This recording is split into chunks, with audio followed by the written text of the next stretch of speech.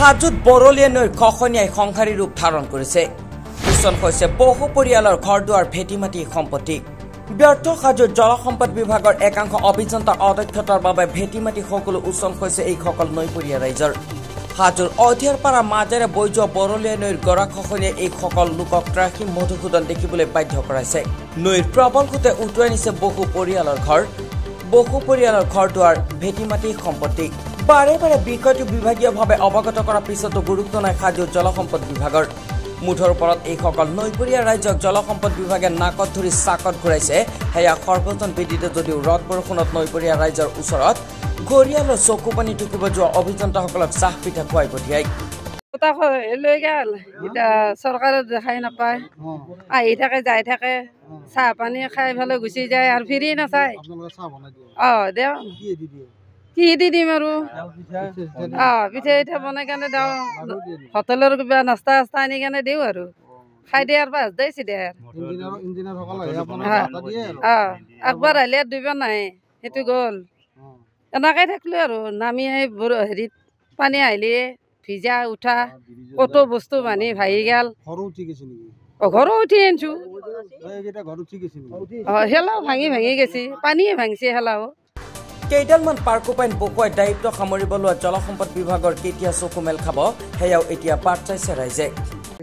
আপোনালোকে আহি নিশ্চয় দেখিছে এই বৰলীয়া নৈৰ দুপাৰে বিজ্ঞানসন্মতভাৱে যি মাথৰি নিৰ্মাণ কৰিম বুলি আমাক প্ৰতিশ্ৰুতি দিছিল, সেই প্ৰতিশ্ৰুতি হৈ থাকিল। আজিৰ এই বৰলীয়া নৈৰ দুপাৰে মানুহ থকাৰ কোনো জেগা নাই। বাৰিষাৰ কালৰ পৰা ধৰি এতিয়া গৰাখহনীয়াৰ ৰূপৰ যি অৱস্থা, সেই অৱস্থা দেখি মানুহে ঘৰ বাৰী এৰি বেলেগ জেগাত বাস কৰিছে। শ মানুহৰ খেতি বাতি নষ্ট হৈ গৈছে। ইয়াৰ ফলত বিভাগীয় কৰ্তৃপক্ষক আমি বাৰম্বাৰ অনুৰোধ জনাইছিলোঁ। ইয়াৰ লগত আমাৰ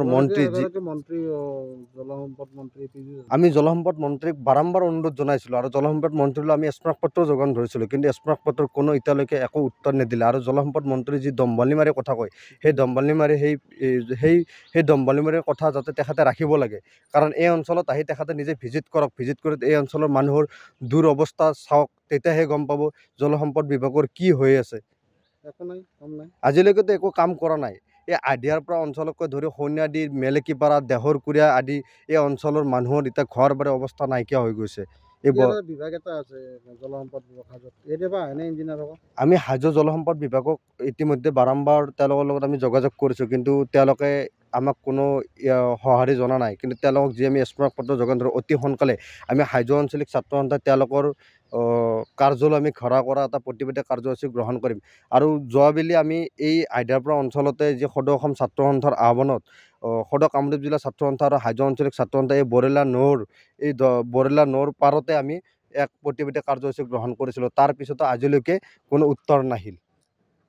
হাজোৰ পৰা প্ৰাঞ্জল কলিতাৰ ৰিপৰ্ট, DH 365।